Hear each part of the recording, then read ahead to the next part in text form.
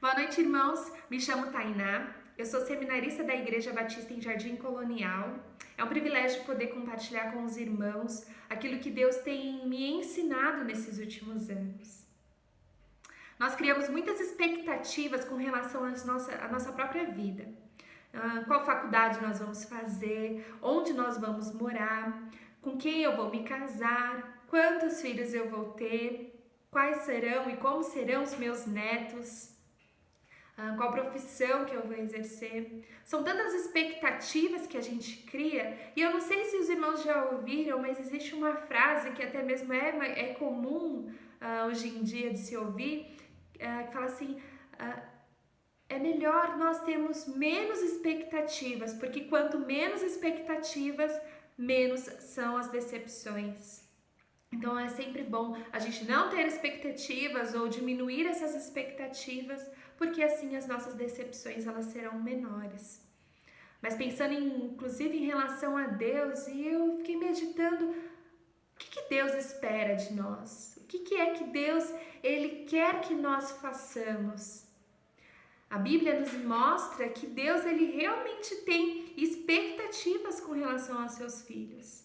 Ele espera algo de nós e ele espera que nós sejamos iguais ao seu Filho Jesus. Ele espera que o nosso caráter seja moldado à imagem e semelhança de Cristo Jesus. Então sim, apesar de Deus ter todos os motivos de dizer que as expectativas seriam menores dele em relação a nós, porque as decepções também são menores, mas muito pelo contrário, ele realmente espera algo de nós.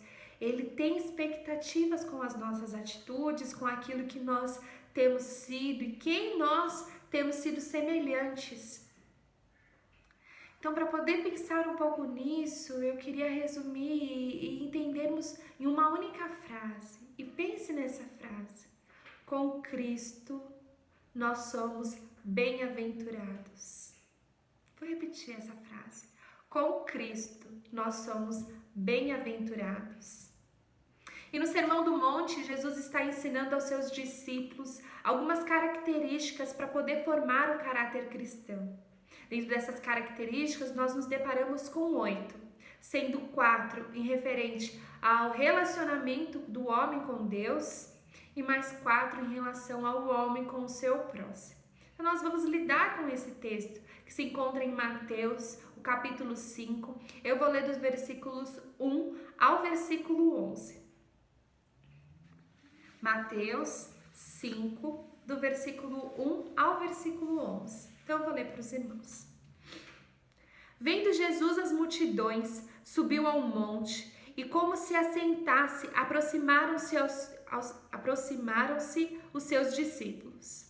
E ele passou a ensiná-los dizendo, versículo 3: Bem-aventurados humildes de espírito, porque deles é o reino dos céus. Bem-aventurados que choram, porque serão consolados. Bem-aventurados mansos, porque herdarão a terra. Bem-aventurados que têm fome e sede de justiça, porque serão fartos. Bem-aventurados misericordiosos, porque alcançarão misericórdia. Versículo 8. Bem-aventurado os limpos de coração, porque verão a Deus. Bem-aventurados pacificadores, porque serão chamados filhos de Deus. Bem-aventurados os perseguidos por causa da justiça, porque deles é o reino dos céus. E 11. Bem-aventurados sois quando por minha causa vos injuriarem e vos perseguirem, e mentindo disserem todo mal contra vocês. Pensando até mesmo nesse texto que a gente vai conversar, eu queria que os irmãos pensassem numa escada. E conforme a gente vai mencionar essa característica que Jesus espera que tenhamos, nós vamos subindo esses degraus até Deus. Então, esses 4 primeiros nós iremos subir cada degrau. E falando sobre degrau, o primeiro degrau ele se encontra já logo no versículo 3. Humildes de espírito. Existem algumas versões que vai trazer sobre pobreza de espírito, pobre de espírito. E o que Jesus está querendo dizer é que nós devemos reconhecer quem nós somos. Essa pobreza de espírito está ligada a nós reconhecermos que somos pecadores, miseráveis pecadores. Então, quando nós olhamos para Deus, nós reconhecemos que diante dele nós somos miseráveis pecadores. É disso que ele vai falar, sobre ter essa humildade de espírito. Nós reconhecemos quem nós somos. E assim a gente dá o nosso primeiro passo de fé diante disso. Reconhecer que nós somos pecadores. Subimos então o nosso primeiro degrau. Indo para o segundo degrau, está no próximo versículo, versículo 4, que vai mencionar sobre o choro. Esse choro, não está ligado em quando nós passamos por momentos difíceis. Não está ligado por uma perda, uma ansiedade ou algo desse tipo. Eu fui assaltado e aí Deus me consolou e me confortou. Esse choro, ele está ligado ao arrependimento. Quando você reconhece que você é pecador e você se arrepende dos seus pecados e você também sente arrependimento pelos pecados do outro. Você se importa com o outro em relação aos pecados. Quantas vezes você tem então se quebrantado diante de Deus, tem tido a sua intimidade com Deus, conversado com Deus, derramado diante dele, chorando por arrependimento sincero dos seus pecados? Ou talvez você tenha feito isso, mas quantas vezes você tem chorado pelos pecados do próximo, pelos pecados dos seus irmãos?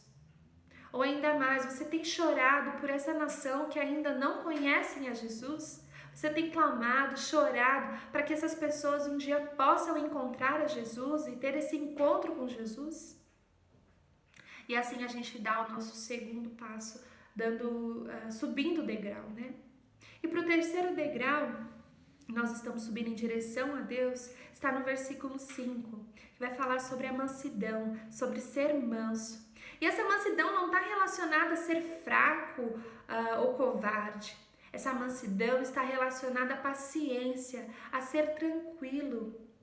Essa mansidão, então, ela envolve a ter o autocontrole, a paciência, a gentileza com o próximo. É reconhecer a soberania de Deus e saber que Ele está no controle da nossa vida. Você tem, então, reconhecido essa soberania de Deus? Reconhecer que Deus está no controle de todas as coisas, então que você não precisa mais se preocupar, viver ansioso, mas sim descansar que o controle da sua vida, todas as coisas estão nas mãos desse Deus que é soberano? Aquele que é manso vai herdar a terra, e essa herança está ligada a uma abundante paz. Confie, descanse em Deus. É Ele quem tem controlado, é Ele quem tem o controle de todas as coisas. E Jesus é o nosso maior exemplo disso, porque Ele menciona que Ele é humilde e manso de coração.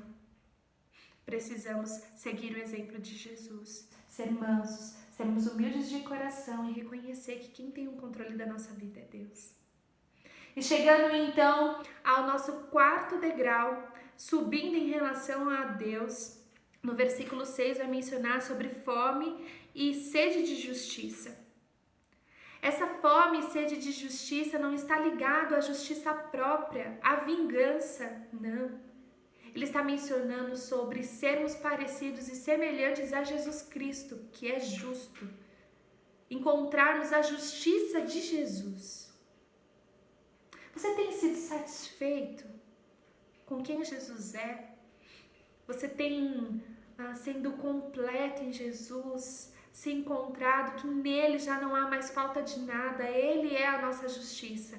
Ele se fez justiça por nós. E nós podemos descansar nessa justiça perfeita. Você tem sido satisfeito em Jesus? Como anseia o seu coração? Seu coração anseia por Jesus? E assim nós chegamos então no último degrau em relação ao nosso Deus. E agora também pensando na escada, nós agora vamos descer os degraus em relação ao nosso próximo. Então nós subimos em relação a Deus. E agora nós vamos descer os degraus em relação ao nosso próximo, indo em direção ao nosso próximo. O próximo degrau nessa descida da escada se encontra no versículo 7, que ele vai mencionar sobre misericórdia. Essa misericórdia não está relacionada a você olhar para o seu próximo e enxergar ele como um coitado. Ai, tadinho dele, eu tenho dó dele. Não. Essa misericórdia está relacionada a você se colocar no lugar do seu irmão, a ter misericórdia como Jesus Cristo teve misericórdia de nós, a suportar o outro em amor, a amá-lo como Jesus nos ama, a nos derramarmos diante dele e colocar as vontades ou as necessidades do próximo superiores à nossa. Você tem tido essa compaixão com o seu próximo? E assim a gente desce mais um degrau. E esse próximo degrau está no versículo 8, que vai mencionar sobre limpos de coração. E essa limpeza e pureza de coração não está relacionado à ingenuidade, a não conhecer, mas sim você se colocar diante de Deus com um coração completamente limpo, com mãos limpas, um coração puro, que está sedento por Deus. Um coração que não está ligado a hipocrisia alguma, que não usa nenhuma máscara, mas está completamente sincero diante de Deus. E em relação ao seu próximo, quantas vezes a gente tem se deparado, principalmente nas redes sociais, Instagram, Facebook, e diversas pessoas colocando fotos ou mostrando lugares, sempre mostrando felicidade, tudo muito lindo. Será que realmente isso é verdade? Como é que você tem lidado com isso? Será que você tem escondido alguma mágoa dentro do teu coração? Você tem pedido para Deus, para Ele sondar o teu coração? Senhor, sonda o meu coração, como o salmista diz no Salmo 139. Sonda o meu coração. O Senhor conhece o meu coração. Vê se algo em mim não te agrada e me conduza para o caminho eterno. Aqueles que são sinceros, esses sim, verão a Deus. É o que está terminando o versículo 8. Você reconhece, então, isso tudo? Diante de Deus, reconheça quem você tem sido. Reconheça como tem sido o seu coração diante de Deus. E se derrama, para que assim você consiga se aproximar e ir em direção ao próximo, com um coração sincero diante de Deus. Um coração atento às necessidades do outro. E assim, nós descemos mais um degrau, e ele está no versículo 9, que ele vai mencionar sobre bem-aventurados pacificadores. Essa pacificação não está relacionada à luta pela paz, não, mas é aqueles que não se envolvem em conflitos. E quantas vezes nós vemos conflitos entre amigos, conflitos entre os irmãos, conflitos na família. Bem-aventurados aqueles que vão ser pacificadores, aqueles em que não guerreiam entre si, aqueles que precisam, inclusive, verificar a necessidade novamente do outro. Vocês precisam seguir em paz. Essa é a orientação que Deus nos dá, e no final eles falam que aquele que permanece em paz com o próximo, que não se envolve em conflitos, esses serão chamados filhos de Deus. Então, o Filho de Deus é aquele que segue pacificador de todas as coisas, aquele que tem paz, aquele que busca a paz, aquele que caminha em paz. E assim nós estamos descendo o último degrau em direção ao nosso próximo, que vai mencionar no versículo 10 sobre a perseguição por causa da justiça. É para cumprir a justiça com relação ao reino que é de Deus. Eu não sei se você já foi ridicularizado por poder mencionar que é cristão, mas Jesus disse que a gente ia sofrer perseguições por causa do nome dele. E ele menciona, bem-aventurado aqueles que sofrerem por causa do meu nome, pois esses sim, eles estão no caminho certo. Esse sim é o reino dos céus, como diz no final do versículo. Pertence o reino dos céus a esses que forem fiéis a ele, que com muito amor eles caminharem em prol dessa justiça de Deus, sendo fiéis a Ele e proclamarem o reino de Deus, a sua justiça e seu amor. Então assim a gente subiu a nossa escada em relação ao nosso Deus e acabamos de descer a nossa escada em prol da direção em nosso próximo. Eu não sei como tem sido os seus dias, eu não sei nesse momento em que nós estamos em casa, alguns talvez trabalhando, mas nesse momento em que o mundo tem enfrentado. O nosso caráter precisa ser forjado. Essas são as expectativas que Deus quer e cria em nós. Então, primeiro, como nós mencionamos no versículo inicial, busque a Deus, busque reconhecer o seu pecado, reconheça que você é pecador. Em segundo, chore para Deus mediante os seus pecados cometidos, se derrame, quebrante o seu coração. Fala, Senhor, eu reconheço o quanto eu sou pecador, me ajude a ser a imagem do teu filho. Depois, seja manso, deixa com que Deus, Ele controle toda a sua vida. Não vive ansioso, pensando no amanhã, mas fique em paz, tranquilo, porque Deus, Ele tem cuidado de vocês. Deus tem cuidado de nós. E Ele pede para que nós sejamos mansos, deixando o controle da nossa vida em suas mãos. Tenha fome e tenha sede de justiça. Tenha fome e sede de justiça por conta do pecado. Não aceite o pecado em sua vida. Não aceite o pecado através da vida do seu próximo. Seja justo. Busque a justiça de Deus, do caráter de Deus, que é em relação ao pecado e não à pessoa. Pare com essa questão de vingança. Pare de querer ter a justiça própria, porque eu sou justo, eu sou correto.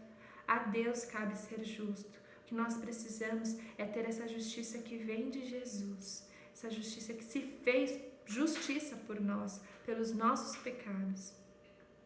E assim seja misericordioso. Tenha sensibilidade com as necessidades do próximo. Tenha misericórdia, compaixão pelo próximo. Fique atento às necessidades do outro. Ame como você se ama. Ame o próximo como você se ama. Cuide do próximo como você cuida de você. Seja puro de coração. Busque pela santidade de Deus. Tenha nojo do pecado. Busque a Deus como ser santo, como ser igual a Jesus. Seja pacificador. Fuja de conflitos. Não seja conflitos dentro do seu lar. Não seja conflitos dentro do seu hall de amigos. Não seja conflito dentro da própria igreja. Mas busque ser pacificador. Aquele que mostre paz. Aquele que busca a paz de Deus. E por fim, tenha a alegria de servir ao nosso Senhor. Seja alegre, permaneça firme, não importa quais são as perseguições que você tem enfrentado no dia a dia, permaneça firme, pois Ele se alegra e o reino dos céus está garantido para aqueles que são firmes até o fim. Proclame o reino de Deus. Fale do seu amor, da sua justiça, de tudo aquilo que Jesus representa. Não deixa de falar. Mostre ao mundo que ele carece do Cristo que morreu na cruz em nosso lugar. Essas são as expectativas que Deus tem em relação a nós. E eu entendo que elas até são um pouco difíceis de a gente fazer, de a gente se moldar, porque a gente lida com muitas questões, né? Mas como nós falamos, em Cristo nós conseguimos ser bem-aventurados. Cristo é o único caminho, é o único que nos possibilita a suprir toda essa expectativa que Deus tem de nós. Seja satisfeito em Jesus, confie nele, crê que só Ele é capaz de nos aproximarmos para mais perto de Deus e também nos relacionarmos com o próximo. Amém? Que Jesus ele seja esse homem exemplo para nossas vidas, que possamos seguir o exemplo de Jesus, caminhar em direção a Deus com Jesus e em direção ao próximo também. Senhor, obrigado porque o Senhor enviou o Teu Filho Jesus como exemplo em nossas vidas. Obrigada porque o Senhor nos ensina através do seu Filho a como nos relacionarmos com o Senhor. O Senhor nos ajude a reconhecermos quem nós somos diante do Senhor e sabemos, ó Deus, que o Senhor tem o controle de todas as coisas em nós e principalmente sobre as nossas vidas.